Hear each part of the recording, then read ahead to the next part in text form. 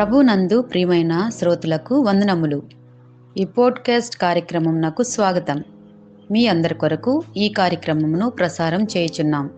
విని దైవాశీస్సులు పొందుకోగలరు. ప్రభునందు ప్రియమైన శ్రోతలకు శుభోదయం. ఈరోజు మన ధ్యానాంశము అందరితో సమాధానంగా జీవించడం, living in peace with everyone.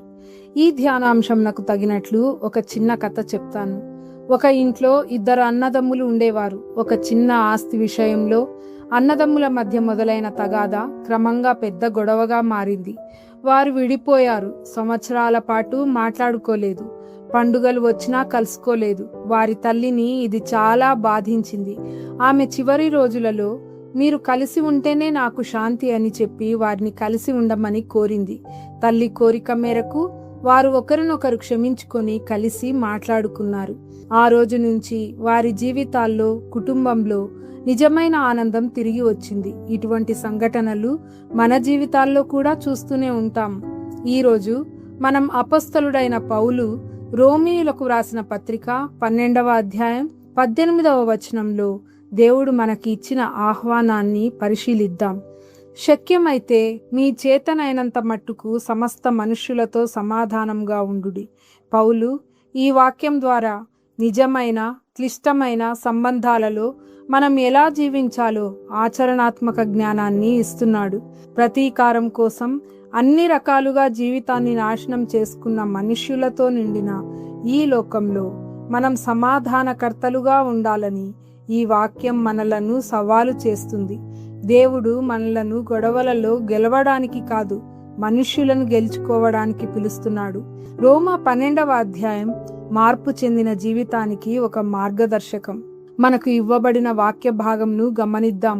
చేతనైనంత మట్టుకు సమాధానం కలిగి ఉండమని పౌలు చెప్తున్నాడు. కానీ కొన్నిసార్లు సమాధానం సాధ్యం కాదు. కొందరు దాన్ని తిరస్కరిస్తారు. మనం ఇతరులను నియంత్రించలేము, కానీ మన హృదయాన్ని నియంత్రించవచ్చు. సమస్త మనుషులతో అంటే అందరితో, ఇక్కడ ఎవరూ మినహాయింపు కాదు. కుటుంబం, పొరుగువాళ్ళు, శత్రువులు మరియు పరిచయం లేని వారు కూడా. సమాధానంగా జీవించండి అంటే కేవలం గొడవలు లేకపోవడం కాదు, సంపూర్ణమైన సమాధానాన్ని అన్వేషించడం. మత్తయి 5:9లో యేసు ప్రభువు కొండ మీద ప్రసంగంలో సమాధానపరచువారు ధన్యులు, వారు దేవుని కుమారులనబడుదురు అని చెప్పాడు. బైబిల్ గ్రంథంలో సమాధానం దేవుని ప్రాధాన్యతగా కనిపిస్తుంది. కీర్తన 34:14 చెడును విడిచి మంచి చేయుము, సమాధానాన్ని వెదికి దాన్ని వెంట పరిగెత్తుము అని చెప్తుంది. సామెతలు 15:1 ఇలా చెబుతూ ఉంది, మృదువైన మాట కోపాన్ని తగ్గిస్తుంది, కఠినమైన మాట కోపాన్ని రగిలిస్తుంది. సమాధానం దేవుని స్వభావం. యేసు తన జీవితంలో దీనిని ఆచరించి చూపించాడు. ఆదికాండం 13వ అధ్యాయంలో అబ్రహాము మరియు అతని సోదరుని కుమారుడైన లోతు యొక్క పశువుల కాపరుల మధ్య గొడవ వచ్చినప్పుడు అబ్రహాము పెద్దవాడైనా తన హక్కు కోసం పట్టుపట్టలేదు. లోతుకు ముందుగా భూమిని ఎంచుకునే అవకాశం ఇచ్చాడు. నాకును నీకును మధ్య కలహం ఉండకూడదు అని లోతుతో చెప్పాడు. యేసు మరియు సమరయ స్త్రీ గురించి యోహాను సువార్త 4వ అధ్యాయంలో చూస్తాం. యూదులు మరియు సమరయులు శత్రువులు, కానీ యేసు ప్రభువు ఆ గోడలను దాటి సమరయ స్త్రీకి జీవజలాన్ని ఇచ్చాడు. ఆమె మారిపోయి గ్రామానికి క్రీస్తును గురించిన శుభవార్త చెప్పింది. అపొస్తలుల కార్యములు 9వ అధ్యాయంలో సౌలు క్రైస్తవులను హింసించిన తర్వాత అందరూ అతనికి భయపడ్డారు. కానీ బర్నబా అతడిని అపొస్తలుల దగ్గరికి తీసుకొని వెళ్లి పరిచయం చేశాడు. అపొస్తలులకు సౌలుకు మధ్య వారధిగా బర్నబా నిలిచాడు. అయితే అందరితో సమాధానం అనే మార్గం సులభమైనది కాదు. గర్వం, పాత గాయాలు తిరిగి ఇవ్వాలి అనే మనస్తత్వం ఈ మార్గానికి అడ్డంకులు.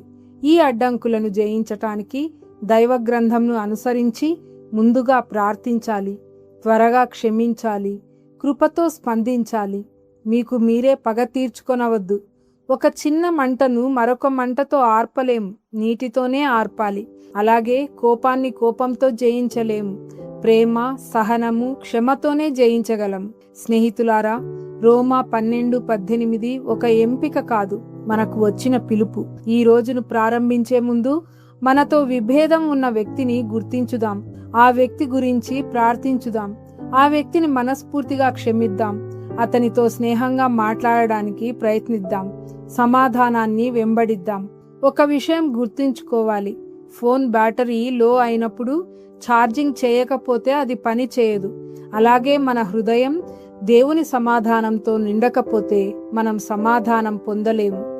ప్రార్థన, దేవుని వాక్యం మనలో సమాధానాన్ని నింపే ఛార్జర్ లాంటివి. ప్రియమైన సహోదరి సహోదరులారా, సమాధానం బలహీనత కాదు, అది దేవుని శక్తి.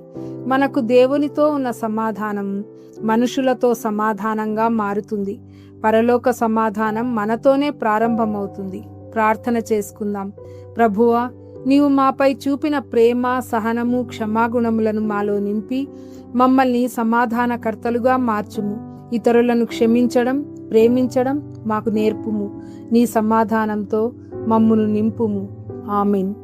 ఈ కార్యక్రమమును గూర్చి మీ సలహాలు మరియు మీ ప్రార్థనా అవసరతల కొరకు మమ్మను సంప్రదించవలసిన మా ఫోన్ నంబర్ 9448508503 మరియు ఈమెయిల్ ఐడి info@fibaonline.org. మా ఫోన్ నంబర్ మరొకసారి 9480585039. Email ID info@fibaonline.org.